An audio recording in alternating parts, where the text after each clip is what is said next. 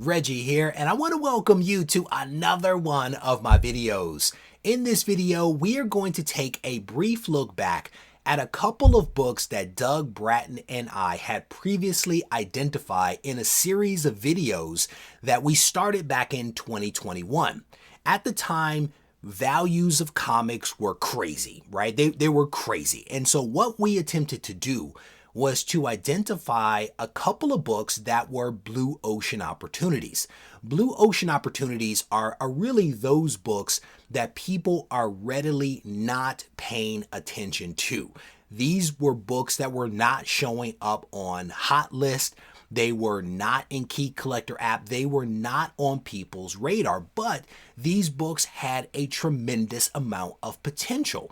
And we say that because these were key books. They were books that had some real significance to them, but they were ones that people were not paying attention to. Some of these books could be found in dollar bins, and generally they could be found for relatively low prices. And so what we were doing was saying, hey, here's a really cool book that you may want to be on the lookout for. You don't have to spend thousands of dollars to find awesome books. You can spend a couple of bucks and have some really awesome books. So what Doug did is he did a tremendous amount of research to identify about 39 comics that were not in Key Collector app but had some significance. And what happened is that several of those books were added to Key Collector app shortly after we released these videos. Sometimes they took a little bit longer, but we identified 39 books, of which 21 of them were added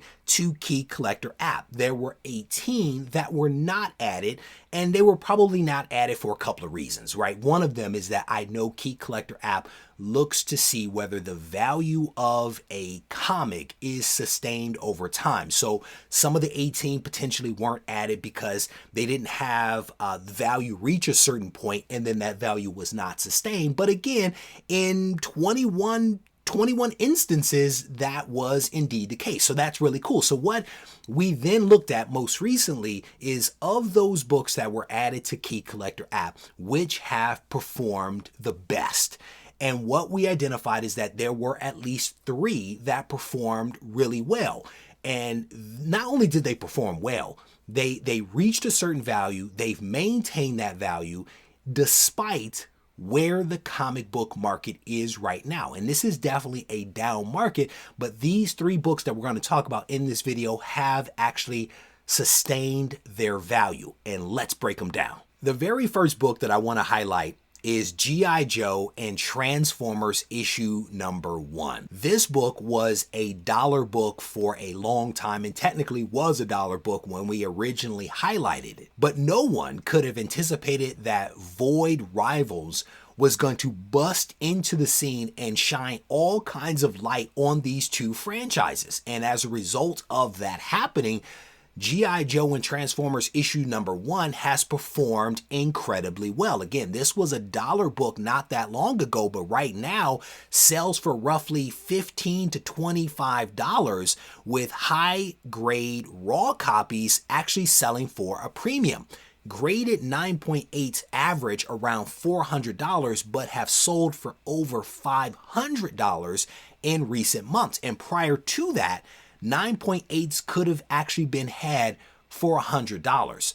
This is a huge win, right? It was cool that we identified it, but again, what we are seeing right now is something that we could have never expected. But it's a sign in my mind that there are a lot of really great blue ocean books out there that people aren't paying attention to that you could be on the lookout for, and G.I. Joe Transformers issue number 1 is one of those types of books. The second book that I want to highlight is Spawn issue number 1, but this one is the 3D Mocha edition. A lot of Spawn fans know about this book, but again, when we highlighted it, it was not necessarily a book that the general comic book fan was paying attention to. I will also say that this is a scarce book. This is not one that you can readily find in a dollar bin. We believe that there are about 500 or so copies of this book that have actually survived, and that's part of the reason why high-grade copies of this book do sell for a premium. The most recent sale for a CGC 9.8, which occurred in 2022, is selling, or had sold, I should say, for 25% more than that 9.8 sold for in 2021 during the boom. Again, a sign that this book is one that is hard to find, particularly in high grade. Raw sales for this book have always commanded a premium, but higher grade raw copies are generally being listed for and sell for about $100. I should also call out here that the CGC census for this book has more than doubled since we highlighted it. The census has increased from 107 copies to 224, but the 9.8 remains a hard book to land. There are only 54 of them on the census. Again, really cool book, a book that people were not paying attention to, but with the popularity of Spawn, it made sense to highlight it, and it's really interesting to see how this book is continuing to perform. The last book that I want to highlight is a cool book. It is one that I went hunting for in the 100K collection when we originally showcased it. It is Marvel Premiere issue number 55, the first Wonder Man solo story.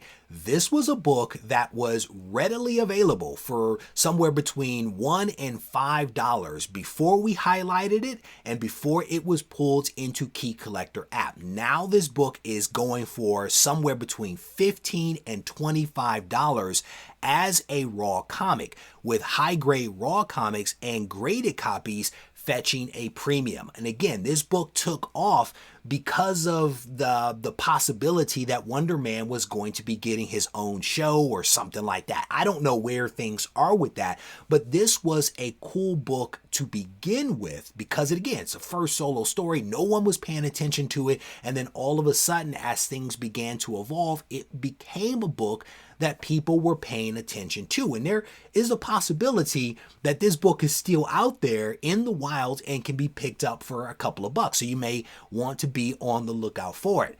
Why did we decide to do this video? Part of the reason why we wanted to do it is because Doug had some free time during the holidays and he wanted to see how well our picks performed. And that's honestly part of it. We wanted to see how many of the books we identified had been pulled into Key Collector app, and moreover, how well some of those books have performed. So that's a huge part of it. And I may actually have Doug on a show in a couple of weeks to talk about some of the other books that we have highlighted. The other part of it is that I firmly believe that there are a lot of blue ocean opportunities out there. It is easy to get swept up in the FOMO. It is easy to get swept up in buying the hot book that is on the hot list and technically spending more money than you should for that book because everyone is flocking to it and driving the values up. Versus looking at the blue ocean, looking at all of the other books that exist that people aren't paying attention to, that you can actually pick up at a much lower cost and add to your collection and enhance your collection. That's what this whole Blue Ocean series has always been about. We started this back in 2021. And again, I believe that there are a lot of blue ocean opportunities out there for people to seize upon. And I definitely encourage you to resist the FOMO. Look at everything else that is out there. Enhance your collection. Be smart about what you are doing. With that said, I'm going to wrap this video up. I want to thank you all for hanging out with me just a little bit. If you enjoyed this video, I definitely want to encourage you to give the video a thumbs up. If you haven't subscribed to the channel, go ahead and do that. And if you want to reach out to me, you can do it on Instagram at Regie Collects. Take care. This thing on? Mic check. I just want to make sure y'all can hear me clearly. Yo, should you practice art? Or should art be your practice? I had a question, so I asked it. Not to anyone specifically, but to my inner God, you know? The one that's gonna be a master. The one that's more than a rapper. The one that's an educator. The one that seeks enlightenment. He travels with concepts. He's got the mindset expansive. He understands that his time combined with travel and concepts makes his mind convex. Sort of like when you look at a brain scan. Straight off meditation, we was concaving until we had that eternal dialogue that created our dialect. Now we in distinct rooms with pure souls, having them conversations. Synergy and combination.